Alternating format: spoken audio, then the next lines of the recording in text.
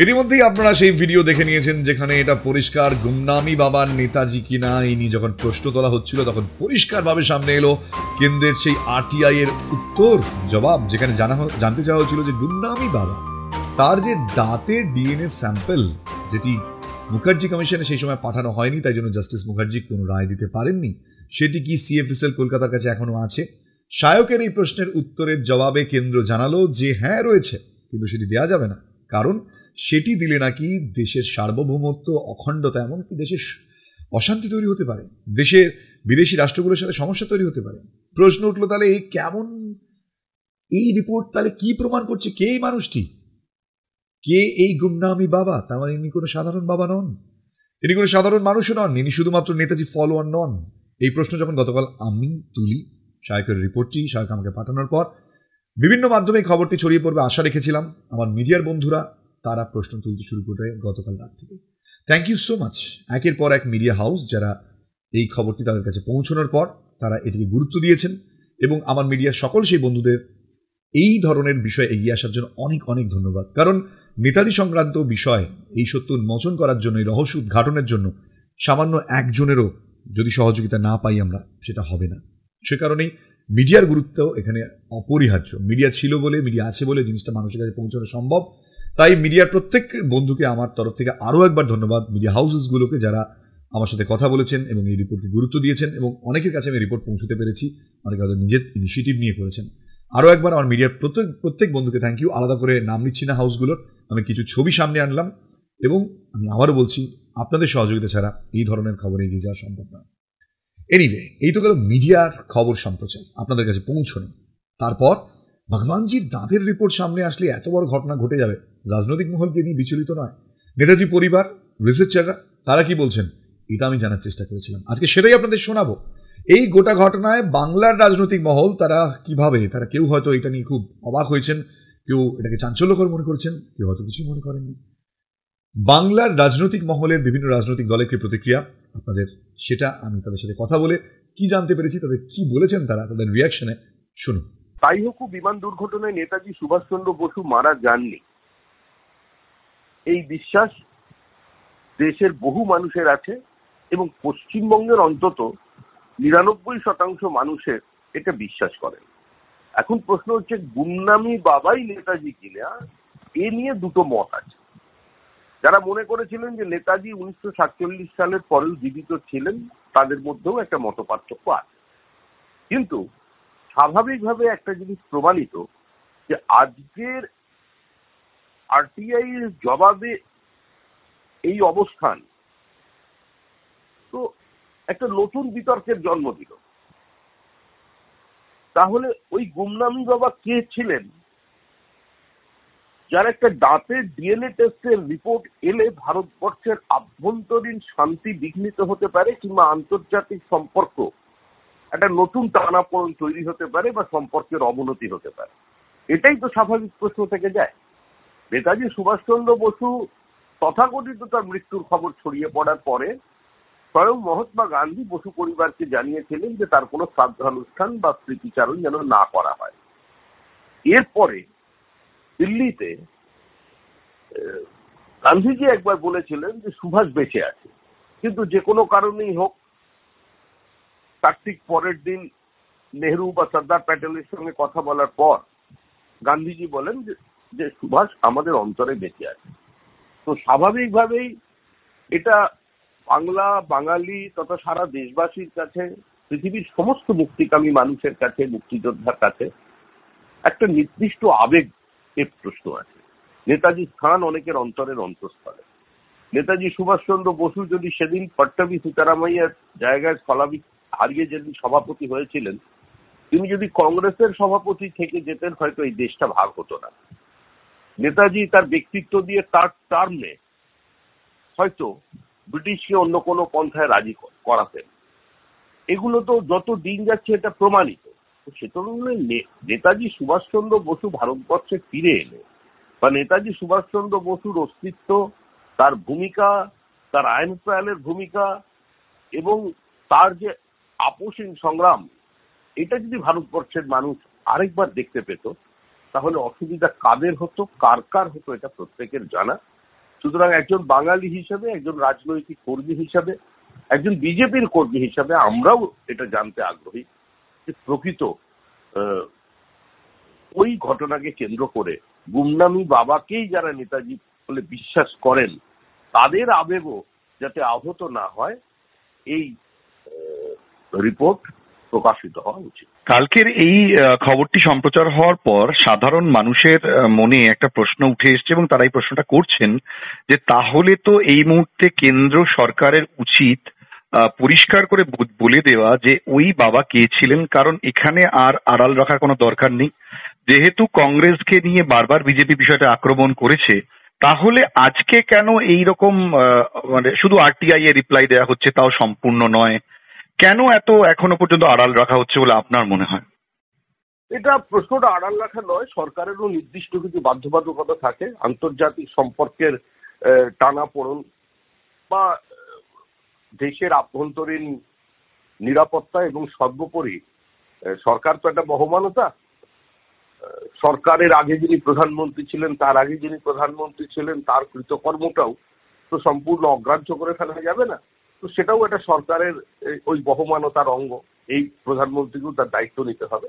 তো এটা সম্পূর্ণ সরকার বলতে পারে। এর মধ্যে কি বিশেষ কারণ আছে সেটা একমাত্র যারা এই সরকারের আভ্যন্তরীণ বিষয়গুলো জানেন তারা জানেন। তাহলে এটা পরিষ্কার যে এটা ডেফিনেটলি স্বরাষ্ট্র মন্ত্রক বা কেন্দ্র সরকারের বিষয় এবং সেক্ষেত্রে ধীরে নীতির ব্যাপার আপনিও মানছেন যেটা হয়তো সরকারের রয়েছে, কিন্তু একজন ব্যক্তি হিসাবে রাজনীতির ঊর্ধ্বে গিয়ে শ্রমিক ভট্টাচার্য কি তাহলে এটা মনে করে যে আজকে তার মানে গুমনামি বাবা কোনো সাধারণ মানুষ নয়? না, যদি এই রিপোর্ট ওই রিপোর্টের উপরে ভিত্তি করে আরটিআই যা রিপ্লাই করেছে এবং যে সেকশনের কথা বলেছে, এটা যদি হয় তো গুমনামি বাবা নিঃসন্দেহে কোনো সাধারণ মানুষ নন। যারা বিশ্বাস করেন যে গুমনামি বাবা নেতাজি নন, তাদের ক্ষেত্রেও উনি সাধারণ মানুষ থাকবেন না, এবং যারা বিশ্বাস করেন যে গুমনামি বাবাই নেতাজি ছিলেন, তাদের ক্ষেত্রেও গুমনামি বাবা সাধারণ মানুষ ছিলেন না। তার একটা নির্দিষ্ট প্রাসঙ্গিকতা ছিল। হয় যারা কিছু মানুষ বলেন যে এটা একটা প্লান্টেড স্টোরি, হ্যাঁ, পৃথিবীর বিভিন্ন জায়গায় অতীতেও এই ধরনের ঘটনা ঘটেছে, যার পরিবারের এক কন্যাকে নিয়ে এই ঘটনা ঘটেছিল, এরকমই একটা এখানেও প্ল্যান করা হয়েছিল পরিকল্পিতভাবে রাজনৈতিক উদ্দেশ্যে বা আন্তর্জাতিক সম্পর্কের বাধ্যবাধকতা, এটা কিছু মানুষ বলেন। আবার কিছু মানুষ বিশ্বাস করেন যদি সেটা হয়ে থাকে, যদি এই তত্ত্বটা সঠিক হয়, তাহলেও উনি গুরুত্বপূর্ণ ব্যক্তি। গাঁজাখড়ি গল্প করেছে আবার কি, কে মানা করেছে? সব রিপোর্ট দিয়ে দেওয়া হোক।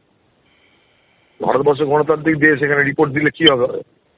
এর আগে তো মুখার্জি কমিশন হলো, অত বড় তদন্ত হলো, তারপরেও হয়েছে নেতাজির পরিবারের লোকদের কথাতে পার্লামেন্টে এটা নিয়ে আলোচনা হয়েছে। তো এইসব কথা তো শুনিনি আমরা কখনো। তখন তো এই সরকারও ছিল, বিপক্ষে বিজেপিও ছিল। কোনো কিছু জানার তো ইচ্ছা আছে আমাদের, নেতাজিকে নিয়ে আমাদের সবকিছু জানার ইচ্ছা আছে। নেতাজি আমাদের কাছে একটা আবেগ, একটা আমাদের কাছে ইমোশন। জানালে কি আছে? কিসের জন্য অখণ্ডতা নষ্ট হবে? এটাই তো বিজেপি পার্টিটাই তো ডাবল ডিলিং করে না সবসময়। যখন যেটা তাদের কনভেনিয়েন্ট টুল হিসেবে যেটা লাগে সেটা তারা ব্যবহার করে। এটা তাদের কনভেনিয়েন্ট টুল, যে নেতাজির বিরুদ্ধে বললে তখন কাজে লাগতো, এখন লাগবে না। কখনো বললো যে আমি নোটবন্দি করে দিলাম, ভারতবর্ষে সব ধরা পড়ে যাবে, মানুষ হলো চীনা বিরাট কাজ করতে বিপ্লব করছে একটা, এখন বলছে না বেটার আর কিছু হলো না, জুমলা, এটা কোনো কথা নাই। এই তো যে পার্টিটা জুমলাবাজিতে বিশ্বাস করে সেই পার্টি কখন কি বলছে না বলছে তাকে আমরা এগুলোকে খুব বেশি ক্রেডিটেবল বলে মনে করি না। এগুলো বেকার কথা, আরেকবার এটাকে জিয়ে রাখা। আমরা চাইছি তো জানা হোক, কারণ একজন বাঙালি হিসাবে, বাংলার একজন হিসাবে নেতাজির প্রতি আমাদের সকলের শ্রদ্ধা ভক্তি আবেগ আছে। জানা আমাদের কিসের জন্য পরোয়া করছি। তো অজিত, আপনার কি কোথাও মনে হয় যে এরকম যদি একজন সাধু, যে সাধুকে নিয়ে এত প্রশ্ন করা হয় যে সেই সাধুই নেতাজি ছিলেন, আপনার কি মনে হয় কেন্দ্রের এই উত্তরের পর এটা কোথাও প্রশ্ন উঠতে পারে যে ওই মানুষটি নেতাজি ছিলেন কিনা? সেই গাঁজাখড়ি গল্প আমি তো বলছি তো, কক অ্যান্ড বুল স্টোরি। স্বাধীনতার পর থেকে নেতাজির ইস্যুতে একের পর এক ধামাচাপা দেবার যে চেষ্টা করা হয়েছে অথবা এড়িয়ে যাবার চেষ্টা করা হয়েছে, সত্যটাকে সামনে আসতে দেওয়া হয়নি। এটা অনেকদিন ধরেই আমরা বলছি, প্রথম থেকেই বলছি। আসলে নেতাজি ওরা ভয় পায়, সে কারণে আমরা বললে দেশপ্রেম দিবসও করে না ইত্যাদি। আগের সরকারের ক্ষেত্রে যেমন সত্য ছিল, দেখা যাচ্ছে রিপোর্ট অনুযায়ী, আরটিআই রিপোর্টের থেকে পরিষ্কার হয়ে গেল যে এই সরকারও আসলে নেতাজিকে নিয়ে রাজনীতির স্বার্থ ব্যবহার করতে চায়, কিন্তু নেতাজিকে ভয় পায়। সেই কারণে তথ্য গোপন করার মনোভাব থেকেই এই রিপোর্টটা বা এই উত্তরটা দেওয়া হয়েছে। এমনকি মুখার্জি কমিশনের রিপোর্টটাও কিন্তু ভারত সরকার গ্রহণ করেনি, দুর্ভাগ্য এটা। যদি এটা হয়ে থাকে যে ওনার দাঁতের যে ইলেকট্রোথেরাপি রিপোর্ট, সেই রিপোর্টটা যদি বা বাইরে প্রকাশ হলে একটা অস্থিরতা তৈরি হতে পারে, বৈদেশিক সম্পর্ক নষ্ট হতে পারে, তাহলে এটা প্রমাণিত হচ্ছে যে তিনি একজন বিখ্যাত ব্যক্তিত্ব, যে ব্যক্তিত্ব সারা পৃথিবীর মানুষের কাছে পরিচিত। কারণ তার যদি এই রিপোর্টটা বেরোলে একটা অস্থিরতা তৈরি হয়, তো এটা তো কোনো হতে পারে না যে একজন মানুষ। আমরা জানতে চাইছি সুভাষচন্দ্র বসুর পরিণতি কি হলো, তিনি কি হলেন। এটা ঠিক যে কালের নিয়মে তিনি এখন নিশ্চয়ই জীবিত থাকবেন না, কিন্তু তার পরিণতিটা কি হলো এটা আমাদের জানার অধিকার আছে। এটা সরকার এটা হিপোক্রেসি করছে। হ্যাঁ, এটা বের হওয়া উচিত, এটা ঘোষণা হওয়া উচিত, এটা সবার জানা উচিত। এবং এমন কোনো ঘটনা ঘটতে পারে না, কারণ সারা ভারতবর্ষ পৃথিবীর রাজনৈতিক যে মানচিত্র অনেক বদলে গেছে। সেই সময়কার যে রাজনৈতিক পরিস্থিতি বা আর্থিক ভৌগোলিক বা সামাজিক ভৌগোলিক পরিস্থিতি ছিল, এখন তো সেটা নেই। তো স্বভাবতই এটা একটা ভেগ কথা যে ওটা প্রচার হলে একটা অস্থিরতা তৈরি হবে, দেশের মধ্যে বিদেশের সাথে সম্পর্ক নষ্ট হবে, এটা একটা ভেগ কথা। কারণ এটা প্রকাশিত হলে অনেক রাজনৈতিক নেতৃত্বের মুখোশ খুলে যাবে, যাদের সেই সময় অস্তিত্ব ছিল বা সেই সময় রাজনৈতিক সম্পর্ক ধারাবাহিকভাবে সেই সম্পর্কের ঐতিহ্য যারা বহন করছেন। নেতাজি সম্পর্কে তারা কেউ তাদের দায় এড়াতে পারেন না। স্বভাবতই এটা প্রকাশিত হলে তাদের অনেক রাজনৈতিক দল, তাদের নেতৃত্ব, যাদেরকে আমাদের সামনে তাদেরকে মহিরুহ বলে তৈরি করা হয়েছে, তাদের একটা বিরাট ইমেজ বা আমাদের সামনে তৈরি করা হয়েছে, তাদের মুখোশগুলো খুলে যাবে। সেই কারণেই এটা প্রকাশ করতে ভয় পাচ্ছেন। আমরা এটা বিশ্বাস করি না যে গুমনামি বাবা নেতাজি সুভাষচন্দ্র বসু ছিল, 1 নম্বর।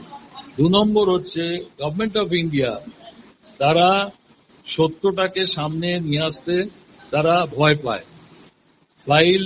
যে সমস্ত ফাইল পিএমওতে এবং ডিফেন্সে আছে সেগুলোকে তারা ডিক্লাসিফাইড আজ পর্যন্ত করেনি, with the same plea that friendly কান্ট্রির সঙ্গে তাদের সম্পর্ক খারাপ হবে। এই দুটো কথা তারা বলেছে, এবং যার জন্য ইনকনক্লুসিভ মুখার্জি কমিশনের রায়ও। আমরা এখনো চাই যে সত্যটা সামনে আসুক, এটাই আমরা চাই। এটাই আমাদের। এবং সুভাষচন্দ্রের ডেথ অর অ্যালাইভ, এইটার চেয়ে মোর ইন্টারেস্টেড আমরা যে তার ফিলসফি, তার ইডিওলজি, তার প্রোগ্রাম, সেইটার ব্যাপারে আমরা ইন্টারেস্টেড। সেটাকে আন্ডার দি কার্পেট নিয়ে যাওয়ার কি জন্য এইসব মাঝে মাঝে স্টোরি সামনে নিয়ে চলে আসা হয়। এই তো কালকে ছিল আজাদিন সরকারের প্রতিষ্ঠা দিবস। এই গভর্নমেন্ট ঢাকঢোল পিটিয়ে বলেছিল যে এইটাকে আমরা প্রতি বছর লাল কেল্লায় এই দিনটা ফ্ল্যাগ ওঠানো হবে। তো এবারে তো উঠলো না। অর্থাৎ যখন নির্বাচন আসবে তখন নেতাজিকে ব্যবহার করা হবে। 21শে অক্টোবর 80তম তার প্রতিষ্ঠা দিবস, ভারতবর্ষের প্রথম সরকার। এবং যদি 21শে অক্টোবর না হতো তাহলে 15th আগস্ট আসতো না। এ তো হলো রাজনৈতিক দলগুলো। এবার রইল পরিবারের কি বক্তব্য এই ধরনের খবর সামনে আসার পর? কারণ পরিবারে অনেকেই মানেন যে গুমনামি বাবাই নেতাজি, অনেকে বলেন না ওটা নেতাজি নয়, ওটা ভণ্ড কিছু। কি বলছেন তারা আরটিআই এর এই রিপ্লাইয়ের পর? দেখুন, আপনারাই বিচার করুন। না, ইলেকট্রোগ্রাম রিপোর্ট যেটা আছে ওটা একটা বৈজ্ঞানিক বিষয়। তো ওটার সাথে ওটাকে যদি প্রকাশ্যে আনা হয়, এখন জানি না ওটা আরটিআই এর এতে পড়ে কিনা, এখতিয়ারে পড়ে কিনা। কারণ আরটিআই তো আবার অনেক কিছু তার এখতিয়ারে পড়ে না, যেরকম আইবি ফাইল বা আইবি রিপোর্ট, ওগুলো আরটিআই এর এখতিয়ারে নেই, সেই জন্য ওগুলো প্রকাশ্যে আনা যাচ্ছে না। তো ইলেকট্রোগ্রাম রিপোর্টটা আছে কিনা সেটা একটু দেখতে হবে, আইনটা দেখতে হবে। তবে আমার যেটা মনে হয়, ওই ইলেকট্রোগ্রাম রিপোর্ট প্রকাশ্যে আনলে তার সাথে আইন শৃঙ্খলা বা ভারতবর্ষের অখণ্ডতা এর সাথে কি সম্পর্ক থাকতে পারে? আমার তো আমি বুঝে উঠতে পারছি না। অনেকেই এখানে প্রশ্ন তুলছেন যে তার মানে ওই সাধু কোনো সাধারণ মানুষ ছিলেন না, যার ফলে এত বড় সমস্যা তৈরি হতে পারে। আপনার কোনো ওই মানুষ সাধারণ ছিলেন বা না ছিলেন সেটা তো আলাদা ব্যাপার। উনি নেতাজি ছিলেন না এইটুকু আমি তথ্য পেয়ে গেছি। উনি অসাধারণ ব্যক্তি ছিলেন হয়তো, সেটা তো এখন ওনার যে সাহাই কমিশন যে বসানো হয়েছিল সে তো আর বলেনি উনি কে ছিলেন, সেটা তো বলেননি, কিন্তু উনি নেতাজি ছিলেন না সেটাও উনি বলেছেন। তো সেটা এখন সরকারের পক্ষ থেকে বলা উচিত উনি কে ছিলেন, কেন উনি যে নেতাজি ছিলেন না সেটা তো অফিসিয়ালি সরকারের পক্ষ থেকে বলা হচ্ছে।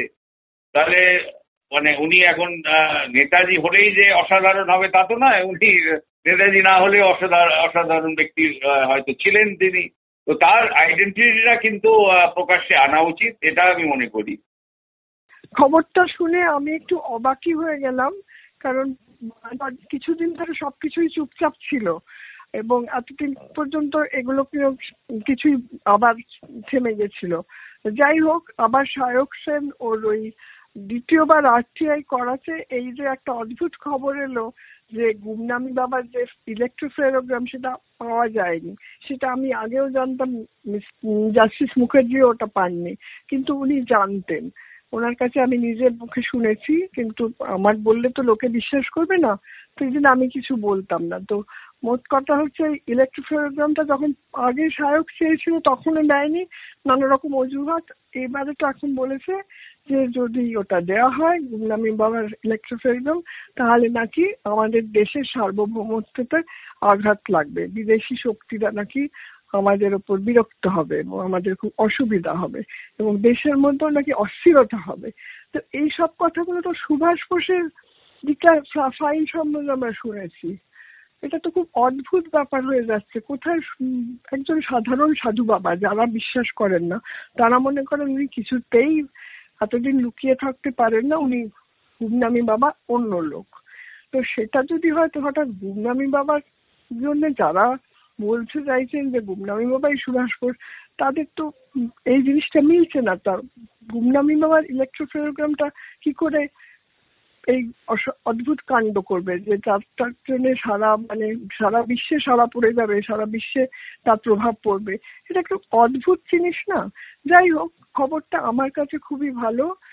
আমি পরিবারের দিক থেকে আমি হয়তো খুব আনন্দিত হয়েছি এবং আমরা যারা যে কজন এটাকে মেনে নিয়েছি, মনে করি যে গুমনামি বাবাই ছিলেন সুভাষচন্দ্র বোস, তাদের কাছে খবরটা খুবই ভালো, এইটুকু বলতে পারি। আপনি বললেন কিছুক্ষণ আগে যে জাস্টিস মুখার্জি আপনাকে ব্যক্তিগতভাবে এই প্রসঙ্গে বলেছিলেন, কি বলেছিলেন একটু বলবেন? হ্যাঁ, উনি আমাকে বলেছিলেন যে আমার কাছে একটা রিপোর্ট এসেছে, ফোন করেছিল, ওরা ফোন করে বলেছিল মিলে গেছে এই কথাটা, এবং তারপরে কিন্তু যখন রিপোর্টটা এলো, লিখিত যে রিপোর্টটা পাঠালো, কিন্তু সেটার ইলেকট্রোফেরোগ্রাম না, সেটা অন্য একটা কোনো বোধহয় ধরনের যেগুলো ওরা পরীক্ষা করে রিপোর্ট, মানে ওইটা মেসিং ছিল এবং অন্যটাতে ওরা লিখে দিয়েছিল নেগেটিভ, তার মানে মেলেনি। এটা কিন্তু উনি আমাকে বলেছিলেন। কিন্তু আমি যদি বলি এটা এখন লোকে হয়তো বিশ্বাস করবে না, মানে আমি তো দেখিনি সেগুলো জাস্টিস মুখার্জি আমাকে বলেছিলেন। এবার হলো নেতাজি রিসার্চার, যাদের কাছে ডেফিনেটলি এটা বড় হাতিয়ার, বিশেষ করে যারা গুমনামি বাবা নেতাজি এটা বারবার বলে এসছেন।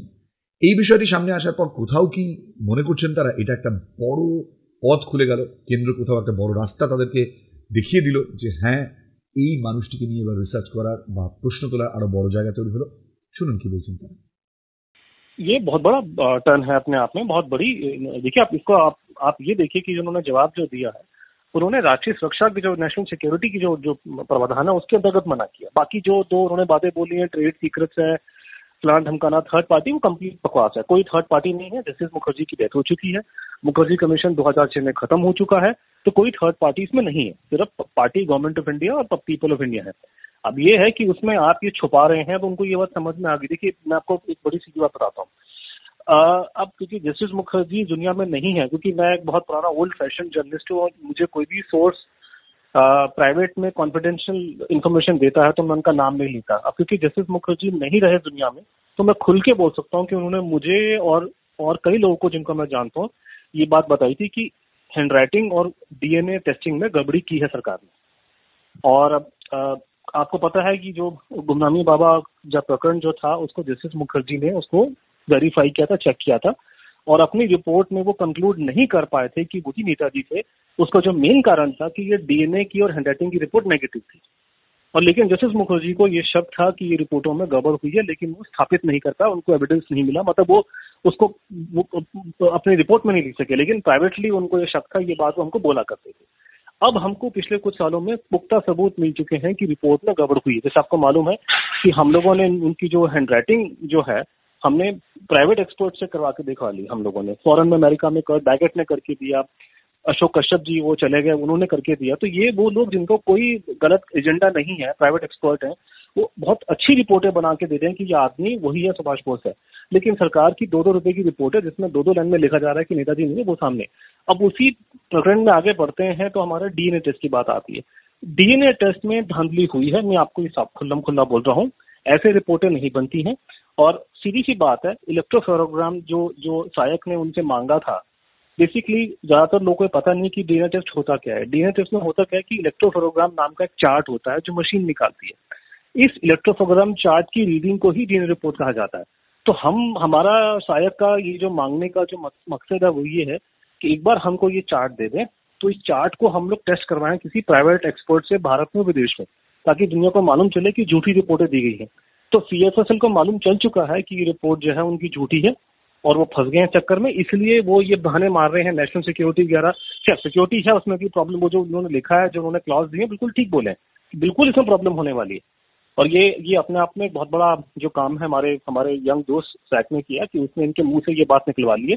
अब जनता जनार्दन को ये बात का देखना पड़ेगा कि साहब गुमनामी बाबा अगर नेताजी नहीं थे तो ये कौन सी भैया नेशनल सिक्योरिटी इसमें आ जाती है, कौन सा देश में दंगा होने वाला है, कौन सा इसमें दुनिया से रिश्ते खराब हो जाएंगे आपके। अगर गुमनामी बाबा सुभाष चंद्र बोस नहीं थे तो किस बात की छुपाने का मतलब क्या है? उस चार्ट में है क्या? एक पन्ने का चार्ट होता है, कुछ नहीं होता, डाटा होता है उसके अंदर। इलेक्ट्रोफेरोग्राम आप गूगल में सर्च करेंगे आपको 1000 मिल जाएंगे। ये कोई छुपाने वाली चीज नहीं है, ये वही छुपाता है। जब भी डीएनए टेस्टों में जहां गड़बड़ी होती है, इस देश में देखा गया है, बाहर देखा गया है, तो बेसिकली छेड़छाड़ इलेक्ट्रोफेरोग्राम में की जाती है। तो इसीलिए बहुत क्रूशल है हमारे लिए कि उस इलेक्ट्रोफेरोग्राम की कॉपी जो कलकत्ता सीएफएसएल के पास में है, वो दावा कर रहे हैं, उसकी कॉपी हमको की रिपोर्ट हमारे पास में है। रिपोर्ट हमने गृह मंत्रालय से आज से 6-7 साल पहले निकाल लिया। रिपोर्ट पूरी की पूरी वो 30-35 पन्ने की रिपोर्ट जो है वो पूरी रिपोर्ट है, उसमें सारे उन्होंने दुनिया भर के डाटा लगा रखा है। लेकिन ये एक पन्ने का जो इलेक्ट्रोफेरोग्राम है, जो डीएनए टेस्ट की जो बिल्कुल जिसमें जान होती है, जो मेन चीज है, वो नहीं है। तो ये हमें मिलता है। तो हमारा इरादा ये है कि हम इसको लेकर के इंडिपेंडेंट एक्सपर्ट्स भारत में विदेश में उनको दिखाएंगे। और मेरा मानना है कि जो रिजल्ट हमारा हैंडराइटिंग टेस्ट में निकला था, कि सरकार बोलता है कि हैंडराइटिंग नेताजी की नहीं है, लेकिन प्राइवेट एक्सपर्ट भारतीय विदेशी कहते हैं वो नेताजी की है। यही चीज सेम चीज रिपीट होने वाली है इस केस में, और इसी घबराहट में ये लोग वो हमको इलेक्ट्रोफेरोग्राम नहीं दे रहे हैं। যখন মুখার্জি কমিশন চলছে তখন কয়েকটা ফাইলের উপরে, বিশেষ করে এস্টাবলিশমেন্ট অফ আইডেন্টিটি সেন্টার প্যাফ অ্যান্ড ভারতরত্ন পশ্চিমবঙ্গ ভারতরত্ন নিয়ে মিনিস্টার হোম অ্যাফেয়ার্স একটা প্রিভিলেজ ক্লেম করেছিল, এবং সেই প্রিভিলেজ ক্লেম করাতে বেশ কয়েকটা পয়েন্ট ছিল। সেই পয়েন্টগুলোর মধ্যে ছিল প্রতিবেশী দেশের সঙ্গে সম্পর্ক খারাপ হবে, পাবলিক ট্রাঙ্কুইলিটি নষ্ট হবে ইত্যাদি। ঠিক সেই একই সুর শোনা যাচ্ছে এই সাহেবের যে উত্তরটা দিয়েছে আরটিআইতে, যে ভগবানজির যদি ইলেক্ট্রোফেরোগ্রাম রিপোর্ট প্রকাশিত হয় তাহলে দেশের মধ্যে সার্বভৌমত্ব নষ্ট হবে, সার্বভৌমত্ব নষ্ট হবে, কিংবা এই জনগণের মধ্যে অশান্তির সৃষ্টি হবে। এই যে ব্যাপারটা রয়েছে, এই ব্যাপারটা কিন্তু একেবারে সিমিলারলি আমরা দেখতে পেয়েছি এই আগে মুখার্জি কমিশনের ক্ষেত্রেও। তা আমার মনে হয় যে পরোক্ষে ভারত সরকার স্বীকার করে নিলেও কিন্তু প্রকৃত সত্যটা কিন্তু বলা উচিত। এবং সবচেয়ে বড় অপরাধ মনে করি এই কারণে যে Manoj Mukherjee absence of clinching evidence উনি লিখতে পারেননি। আর যদি এই সত্যটা সেই সময় জানাতেন মিনিস্টার হোম অ্যাফেয়ার্স, তাহলে হয়তো মনোজ মুখার্জি কমিশনের রিপোর্ট অন্যরকম হতো। শুনলেন বিভিন্ন মহলের প্রতিক্রিয়া। তো পরিষ্কার বুঝতে পারছেন যে এই মানুষটি আজকে সাধারণ কোনো আর সাধু নয়। যেমন জাস্টিস বিষ্ণু সাহায় বলেছিলেন ইনি নেতাজির ফলোয়ার, তাও তিনি নন, পরিষ্কার। কারণ কোনো সাধারণ মানুষের জীবন বা তার দাঁতের রিপোর্ট সামনে আসলে দেশে এমন সমস্যা হওয়ার কথা নয়। কেন্দ্র কেন বলতে পারছে না? তাহলে প্রশ্ন তুলছেন, এটাই তো। হ্যাঁ, দেখুন, রাজনৈতিকভাবে কোনো সমস্যা রয়েছে ডেফিনেটলি, সেটা তো আপনি জানেন না, আমি জানি না, হয়তো ডাইরেক্টলি বলাও যায় না এভাবে। কোথাও তো একটা প্রবলেম রয়েছে। যে কারণে কেন্দ্রের ব্যাপার নিয়ে অনেকটাই ধীরে চলো নীতি নিয়েছে।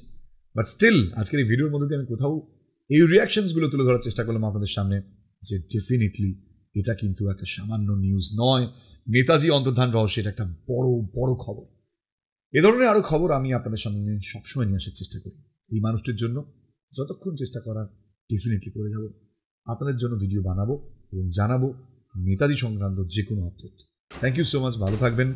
যদি মনে করেন এই ভিডিওটি আপনি শেয়ার করতে চান করতে পারেন, যেতে যেতে আমার পেজটিকে লাইক করতে পারেন, তাহলে আমি আরও উৎসাহ পাবো।